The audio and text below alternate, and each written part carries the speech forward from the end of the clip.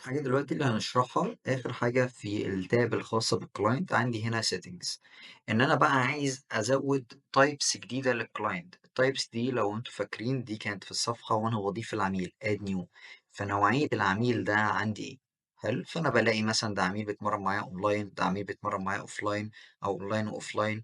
نفس الكلام، عايز أزود أوبشن تاني جديد يظهر قدامي بروح وأكتب الأوبشن ده إيه عشان أقدر أختاره وقتها وأنا بضيف العميل. فدي الsettings أو التعديلات اللي باتحكم فيها وأنا باعمل العميل. الجروب لو أنا عايز أضيف جروب جديد، فاكرين لو كان مكتوب مثلًا جروب 1، جروب 2، عميل قديم، وطبعًا كل حاجة بيقول لي فيها كام client كمان. فلو عايز أعمل أي جروب باعمل create برضه وأضيفه عادي جدًا بمنتهى البساطة. فبالتالي وأنا باضيف العميل أحطه في جروب معين، ده جروب بيخسوا، ده جروب بنات، ده جروب ولاد، VIP، أيًا كان الcategory إيه الخاصة بيك أنت وبنظام شغلك. عندي هنا حاجة تانية حلوة جدًا بقى، حاجة اسمها client general files. دي عبارة عن إيه؟ دي عبارة عن إن أنا ممكن أحط ملف.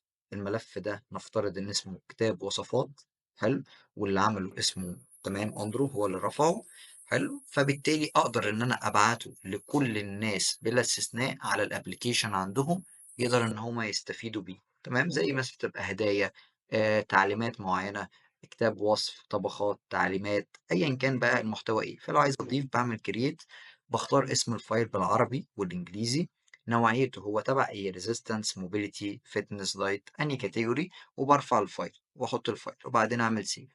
فبالتالي هيروح لكل الclients اللي عندي المشتركة معايا وداخلة على الapplication عادي جدًا. فده لو حاجة عايز أبعتها لهم بشكل عام يعني. تمام. واخر حاجه call types دي لو احنا بنيجي نسجل مكالمه فبيظهر عندي كذا تايب ان المكالمه دي تخص انهي ديبارت او انهي كاتيجوري تبع الدايت ورك اوت فول اب انجري. لو عايز اضيف حاجه تانية نفس الكلام بروح اضيف كرييت واضيف مثلا حاجه تانية لو انا عايز عليه. فالجزء ده لو عندي حاجات عايز اضيفها او اعدلها وانا بختار او بعمل اكشنز معينه، فان انا بعدل قدامي دلوقتي على سيستم واضيف اوبشنز تانية في الدروب ليست اللي بتظهر قدامي. بس ده الجزء الخاص بالسيتنجز.